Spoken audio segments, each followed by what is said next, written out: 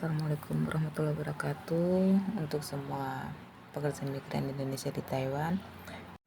Dimanapun kalian berada, semoga dalam keadaan sehat walafiat, sehat lahir batin, sehat mental, dan sehat pikiran. Oke. Kali ini kita akan bahas bagaimana sih kalau kita sakit di sini, lalu bagaimana dengan pembiayaannya, lalu kalau saya didiskriminasi dengan agensi atau majikan, kamu sakit, nanti kamu nggak ada yang ngobatin, nanti biayanya mahal, nanti, dan lain sebagainya, dengan ketakutan pekerja, dan juga intimidasi yang super, dengan bujukan bahwa kalian sakit, kita sakit nih di sini, nanti nggak ada yang ngerawat, nanti nggak ada yang jaga, pembiayaannya mahal. Ya seakan-akan habis manis sepah dibuang ya. Kok mereka cuman kita kerja di sini hanya dibutuhkan tenaga saja kah? Jangan berpikiran seperti itu dulu ya. Nanti kita akan bahas bagaimana sih kalau kita sakit di sini, bagaimana dengan pembiayaannya, dan bagaimana dengan kok bisa mereka ditanganin gitu loh. Bahkan banyak kaburan ataupun resmi mereka sakit dan ujung-ujungnya kebanyakan dipulangkan, diviralkan, dan lain sebagainya ya.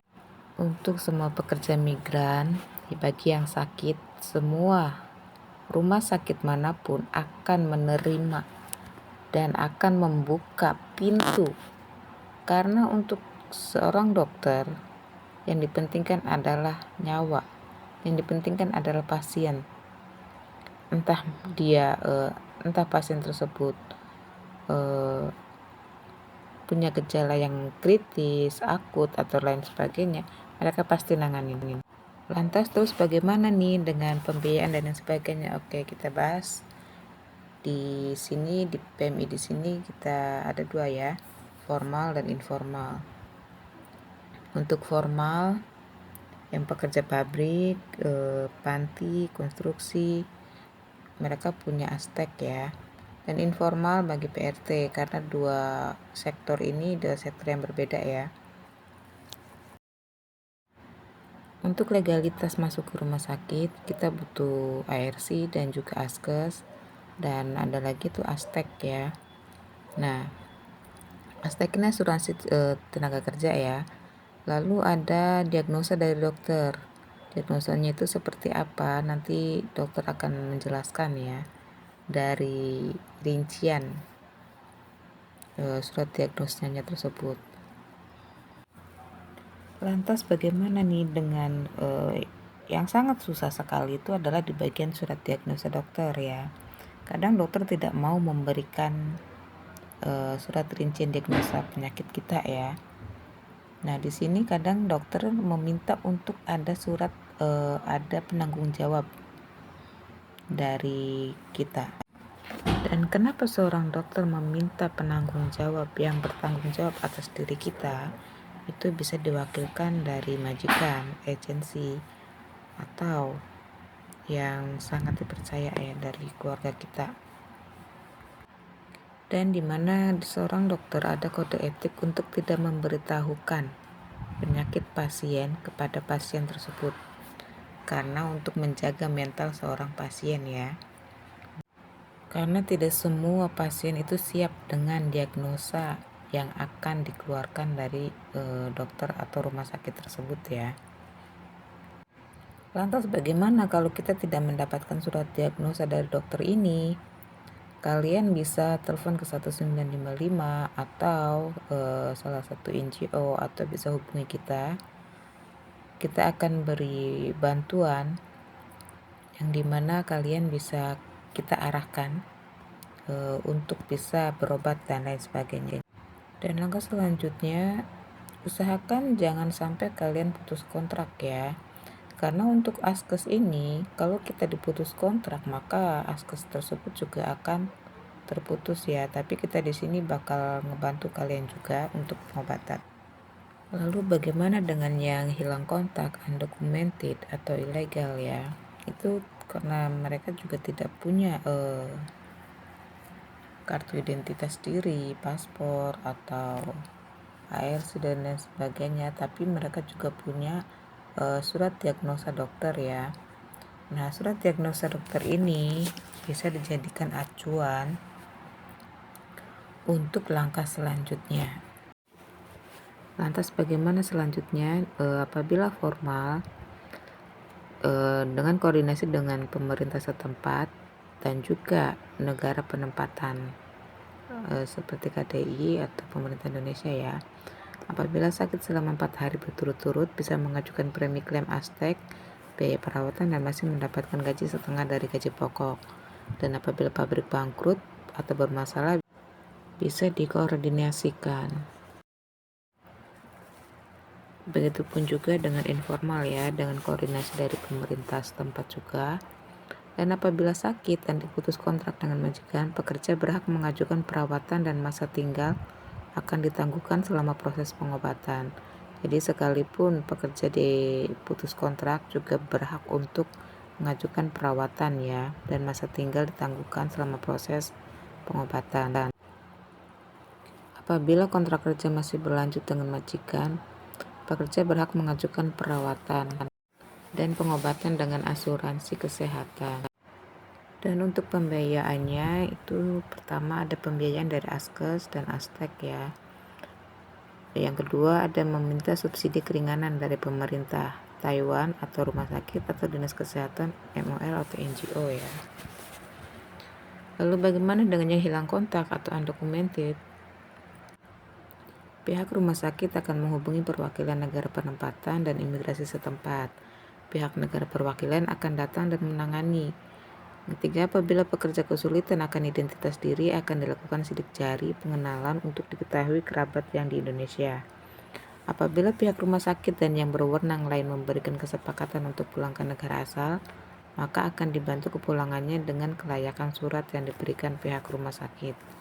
Apabila terkendala dengan pembiayaan pengobatan, pihak keluarga pekerja dapat mengajukan surat keterangan tidak mampu dari keluarga di Indonesia. Seperti itu ya. Kita simak pengalaman teman kita ya yang sehat dan bekerja kembali seperti semula. Assalamualaikum warahmatullahi wabarakatuh. Di sini saya mau sharing kepada teman-teman semua perihal sakit di Taiwan. Saya baru saja sembuh dari penyakit tumor kepala ya. Bulan November tahun kemarin saya divonis intraosseous tumor atau skull base tumor, yaitu tumor yang tumbuh di bagian tulang di sini, di dalam tulang ya, di atas mata sini. Dan bulan Desember kemarin saya baru saja operasi. Dan alhamdulillah operasi saya berjalan lancar. Dan sekarang saya sudah sehat lagi dan sudah bekerja lagi di majikan yang baru. Sedikit edukasi untuk teman-teman semua ya. Pada saat itu majikan saya tidak pernah peduli dengan penyakit saya. Dan agensi saya juga tidak pernah mau membantu saya untuk berobat. Semuanya saya lakukan sendiri ke rumah sakit, bolak-balik gitu sampai 2 tahun lebih. Karena pada saat itu agensi juga tidak mau membantu saya untuk operasi, maka saya laporkan agensi ke 1955. Karena pada saat itu gaji saya juga ditahan dan dokumen saya ditahan, jadi lebih mudah bagi saya untuk melaporkan keburukan agensi kepada Depnaker. Dan alhamdulillah atas bukti yang saya miliki, yaitu berupa surat-surat dokter yang mengharuskan saya untuk operasi dan bukti bahwa agensi tidak mau bantu saya untuk operasi, akhirnya Depnaker mengizinkan saya untuk tinggal di shelter NGO di Sinchu, karena pada saat itu saya sendiri yang meminta untuk tinggal di shelter NGO. Saya tidak mau di shelter yang lain. Dan alhamdulillah shelter NGO sangat terbuka ya, sangat benar-benar sangat menerima kehadiran saya. Hak-hak saya dipenuhi, saya dilindungi, saya didampingi dari operasi sampai selesai, sampai sembuh total. Sekarang itu totalnya 4 bulan, dari bulan Desember, Januari, Februari, Maret, dan sekarang saya sudah bekerja lagi di majikan yang baru lewat proses direct hiring, tidak pakai agensi. Jadi saya mau ngomong ke teman-teman semua, apabila teman-teman sakit di Taiwan, apapun penyakitnya, seberat apapun penyakitnya, jangan pernah mau pulang ke Indonesia. Jangan pernah mau dipulangkan oleh majikan dan agensi secara sepihak ke Indonesia. Tidak ada yang bisa memulangkan kita kalau bukan kita sendiri yang mau. Jadi tolong jangan pernah mau untuk dipulangkan dalam keadaan sakit. Kita datang ke Taiwan dalam keadaan sehat dan kita pulang harus dengan keadaan yang sehat lagi. Jadi saya mohon kepada teman-teman apabila atau menemukan teman-teman yang lain yang sedang sakit, yang sedang di rumah sakit ditelantarkan oleh majikan dan agensinya, tolong beritahu organisasi yang peduli dengan hak-hak PMI dan semangati mereka, semangati teman-teman kita yang sakit agar jangan mau pulang ke Indonesia, karena kita punya hak sehat di Taiwan. Kita banyak shelter yang mau menerima kita sampai kita sembuh total. Mengenai biaya, shelter akan mengusahakan, dan untuk penyakit berat seperti kanker sejenisnya itu kita gratis, kita di shelter tidak bayar sepeser pun. Untuk penyakit berat semacam kanker kita punya shelter bisa mengusahakan itu malah nggak bayar sama sekali. Dan untuk penyakit ringan, apabila kita memang tidak punya biaya untuk membayar, nanti shelter juga akan mengusahakan jalan keluarnya seperti apa. Kita tidak akan mungkin diabaikan oleh mereka. Ya, sekian dari saya. Untuk teman-teman, sekali lagi, apabila sakit di Taiwan, jangan pernah mau dipulangkan. Assalamualaikum warahmatullahi wabarakatuh. Baik formal maupun informal, jangan pernah mau dipulangkan ke Indonesia dalam keadaan sakit. Ingat.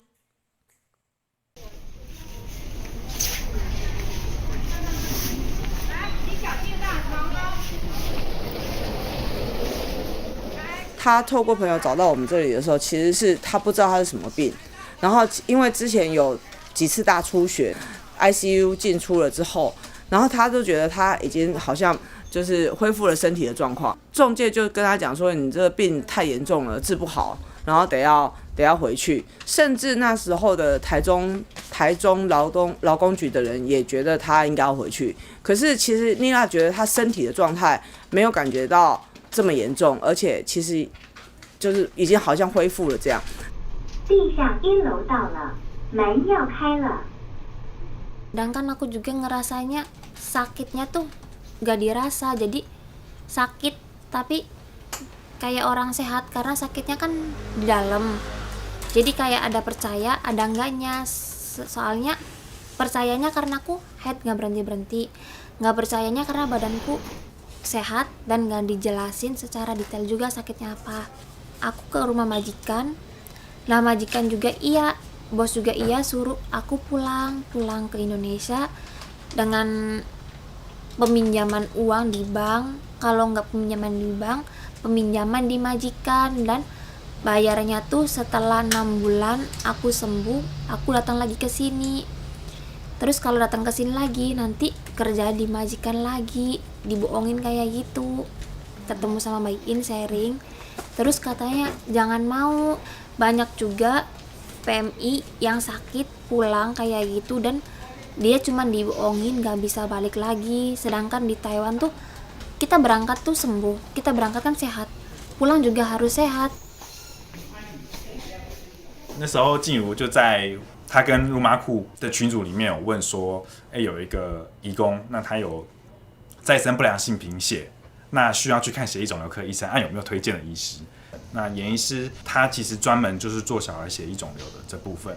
看完整的当天，突然接到严医师的电话，那其实作为一个医学生，你不会常常接到主治医师的电话，所以我其实很紧张。他说什么事情？为什么主治医师打给我？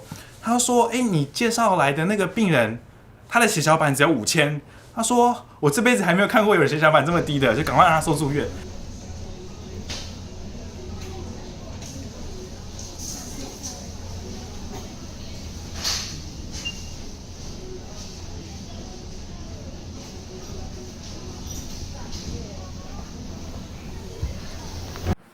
Oke, yang barusan kalian simak adalah Iin Indrayani dan juga Nina ya. Nina yang barusan divideokan dari tim Tiwa, dan tim Tiwa sangat membantu sekali pengobatan dari Nina tersebut ya. Bahkan sempat viral dan masuk ke TV di Taiwan dan juga beberapa pemberitaan di media sosial. Jadi pada awal Februari 2020 Nina dikirim ke ruang gawat darurat rumah sakit karena menstruasi yang tidak normal, kehilangan darah yang berlebihan, dan pingsan berkali-kali. Dokter mendiagnosa dengan penyakit langka anemia aplastik. Sumsum tulangnya tidak mampu membuat sel darah merah, sel darah putih dan trombosit, sehingga mudah berdarah, dan karena kekurangan sel darah putih, dia rentan terhadap infeksi yang menyebabkan kematiannya. Majikan dan agen mengetahui bahwa Nina sedang sakit saat ini, dan mereka bahkan tidak menjelaskan penyakit apapun kepadanya. Mereka hanya berharap untuk mengirimkannya kembali ke Indonesia sesegera mungkin agar majikan dapat menemukan pengasuh baru. Sehingga pihak agensi langsung meminta Nina untuk membatalkan kontrak terlebih dahulu dan membeli tiket pesawat untuk kembali ke negara asal ya. Untuk mengobati penyakit Nina perlu dicari sumsum tulang yang cocok untuk transplantasi. Kemungkinan saudara perempuan Nina yang cocok relatif tinggi. Tetapi pada saat itu epidemi internasional masih berkecamuk. Adik perempuan berusia 6 tahun Agis berhasil dipasangkan dengan sumsum tulang belakang dari Nina ya, dan dokter mulai melakukan transplantasi. Proses transplantasi sangat sulit meskipun gadis kecil itu takut akan rasa sakit. Dia dengan berani bertahan. Nina dirawat di rumah sakit untuk isolasi. Terima kasih untuk TIWA, Taiwan International Worker Association, atas dukungan dan juga kerjasamanya dari tim TIWA juga ya. Keluarga dari Nina juga dihadirkan ke Indonesia untuk transplantasi, dan ini salah satu momen ya bagaimana Nina dirawat di rumah sakit dan bagaimana perawatan dan pengobatannya ya. Dan alhamdulillah sekarang Nina sudah sehat dan bekerja kembali ya.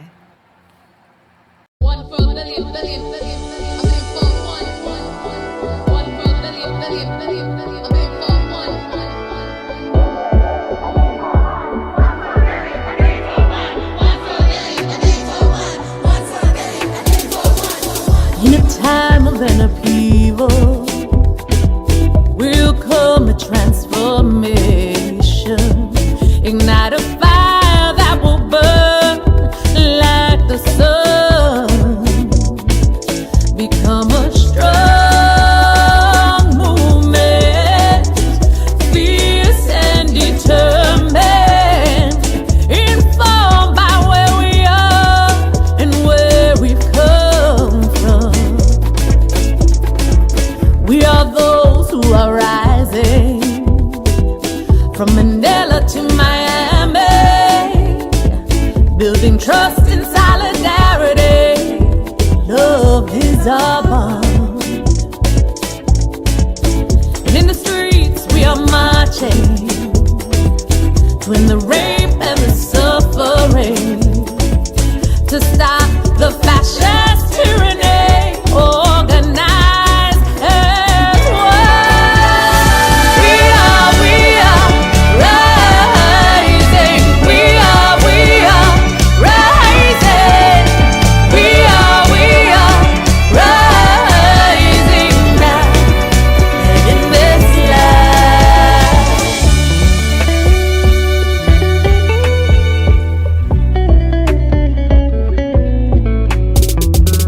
from those who dare to interrupt the violence, to those who expose the truth and break the silence, warriors who work to open up the prison bars, valiant souls who stand up against the unjust wars, multitudes who defy walls along the border, masses who unify to protect our water, rebel minds who unionize for workers' rights, feel it's hard to fight to defend. Assalamualaikum warahmatullahi wabarakatuh.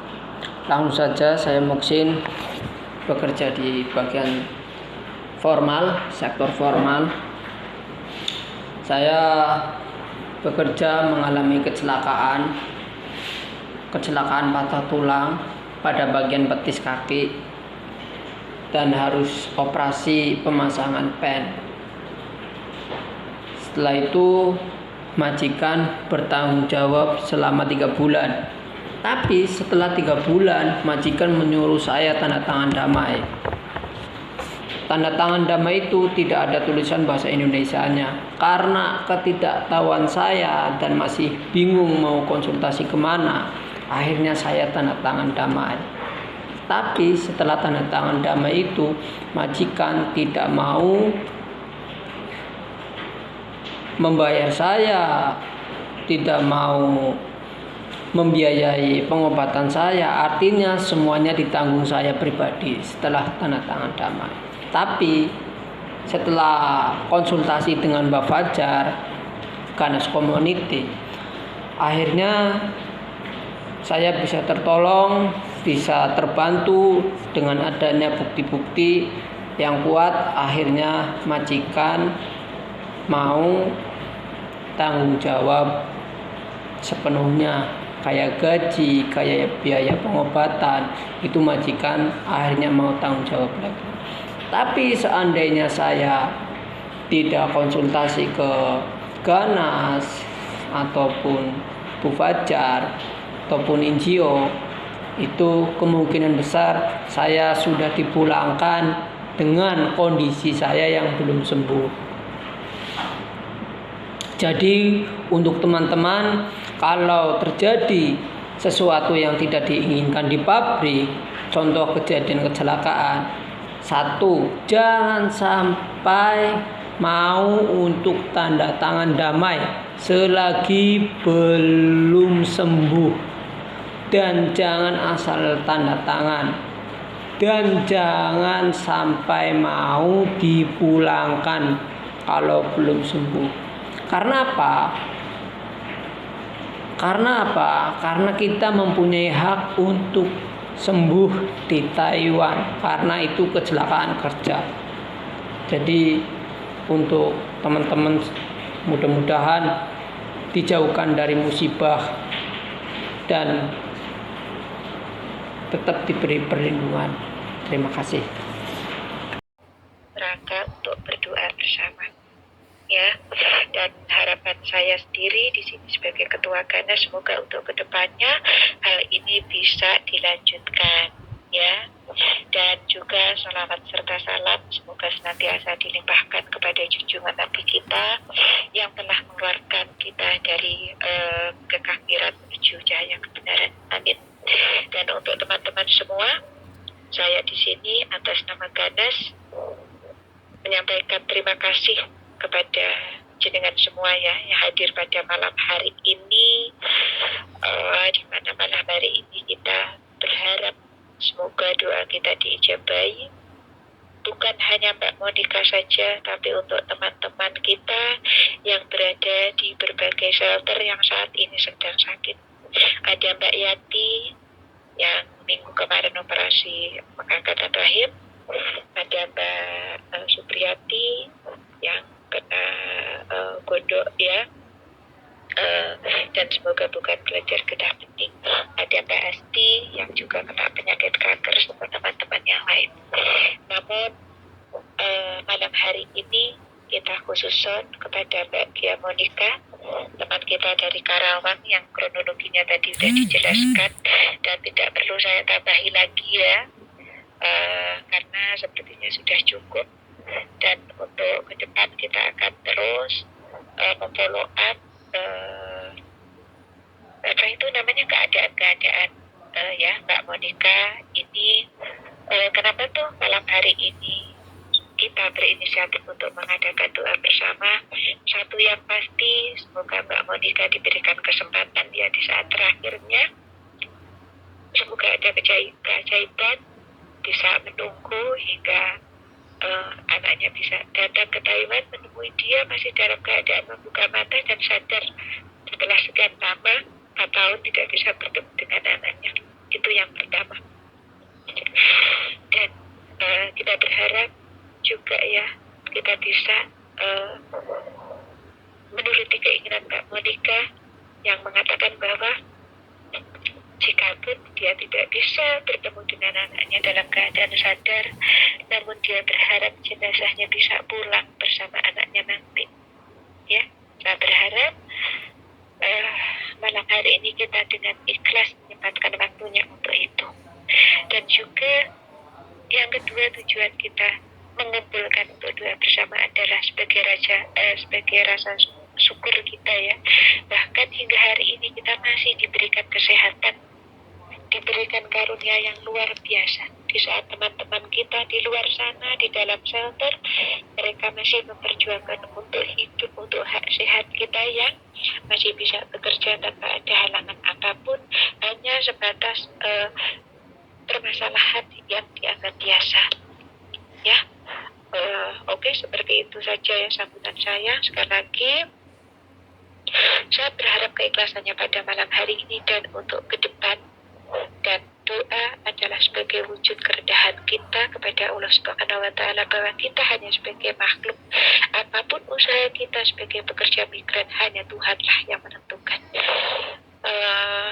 Demikian, dan kata-kata saya tidak berkenan di hati teman-teman semua. Saya mohon maaf lahir dan batin.